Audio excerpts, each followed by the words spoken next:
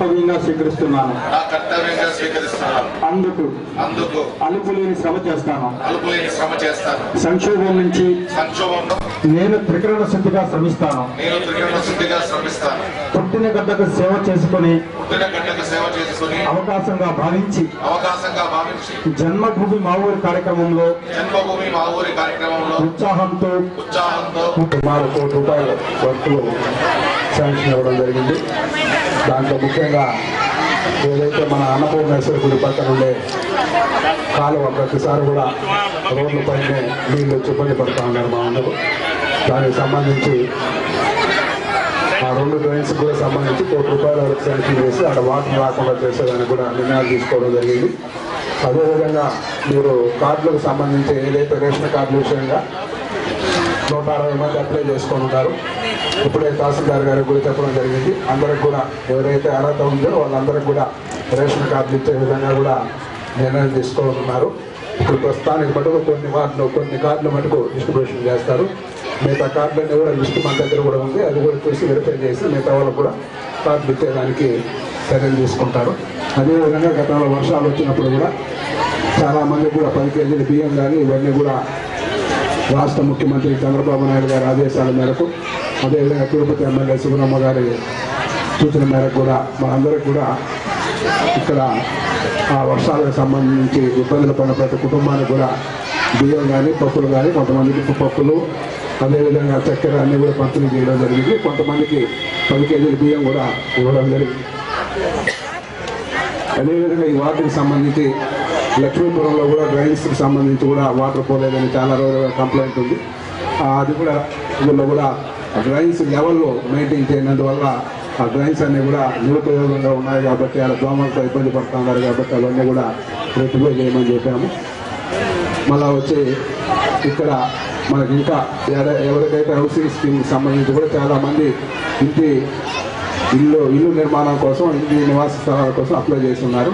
వారికి సంబంధించి కూడా 50 మందికి ఇప్పుడు ఫస్ట్ ఫేజ్లో కూడా ఇంటి నివాస దీనికి సంబంధించి కూడా శాంక్షన్ ఇవ్వడం జరిగింది. తర్వాత ఇంకెవరైనా ఉంటే కూడా అవి ఏమైనా ఉంటే కూడా ఎందువల్ల రిజెక్ట్ అయింది దీన్ని కూడా పరిశీలించి మిగతా వాళ్ళు కూడా అర్హులు ఉంటే వాళ్ళందరికీ ఇచ్చే విధంగా కూడా నిర్ణయం తీసుకోవడం జరుగుతుంది. ఉన్న వాళ్ళందరికీ కూడా వివరాలన్నీ వెబ్సైట్లో అప్లోడ్ చేయడం జరుగుతుంది. ఫోటో కూడా ఖచ్చితంగా ఉండాలి. అలా ఫొటోస్ ఇచ్చేటప్పుడు మీరు మిస్ చేయడమో లేదా ఆఫీస్లో పోవడమో ఏదో జరగడం వల్ల చాలామందికి రేషన్ కార్డ్ డేటా అయితే అప్లోడ్ అయింది, ఫొటోస్ మిస్ అవ్వడం వల్ల ఆ రేషన్ కార్డ్ జనరేట్ కాలేదు. కాబట్టి మీరు గత జన్మభూమిలో పెట్టిన వాళ్ళందరికీ కూడా అర్హత ఉండే ప్రతి ఒక్కరికి రేషన్ కార్డు అప్లోడ్ అయ్యింది, సిస్టంలో ఉన్నాయి. ఈరోజు మీకు 10 ఇస్తున్నారు కదా, మిగిలిన వాళ్ళకి రాలేదే అని మీరు ఆందోళన చెందాల్సిన అవసరం లేదు. ఒకవేళ ఆ జన్మభూమిలో కూడా ఎవరైనా మిస్ అయ్యి ఉంటే ఈ జన్మభూమిలో ఇప్పుడు కూడా మీరు మీ రేషన్ కార్డు కోసం అర్జీని పెట్టుకోవచ్చు.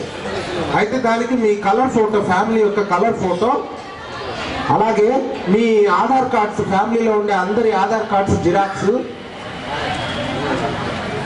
అలాగే ఒక అర్జీ రాసి ఇచ్చేస్తే మీకు రేషన్ కార్డు ఇప్పుడు మళ్ళీ ఎంక్వైరీ చేసి ఇప్పుడైనా ఇవ్వడం జరుగుతుంది.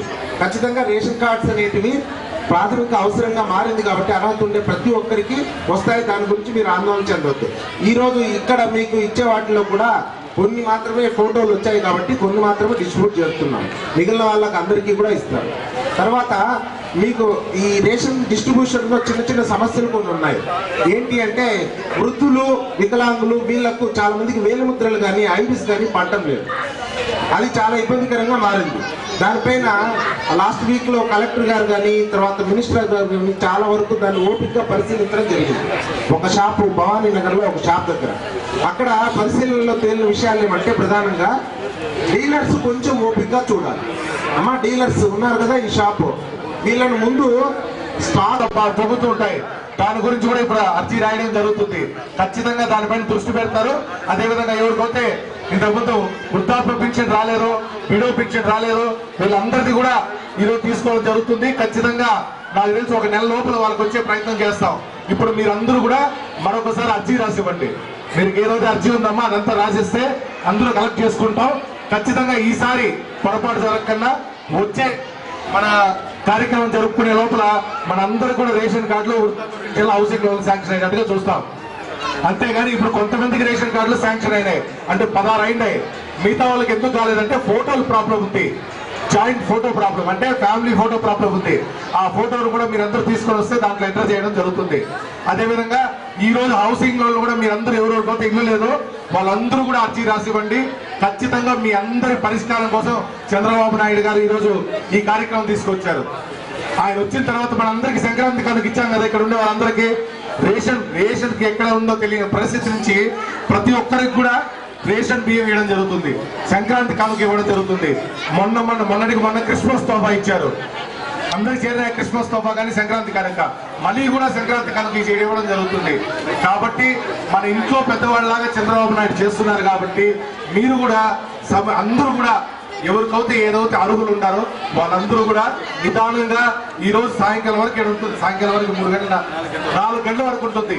4 గంటల లోపల ప్రతి ఒక్కరు రాయలేని వాళ్ళు నీట్ గా అర్జీలు రాసి ఫోటోలు నీట్ గా పిన్ చేసి ఎవరెవరికి ఏమి కావాలో, రేషన్ కార్డు లేని వాళ్ళు, అదేవిధంగా పెన్షన్ లేని వాళ్ళు, ఇల్లు లేని వాళ్ళు నీట్ గా రాసి ఇవ్వండి.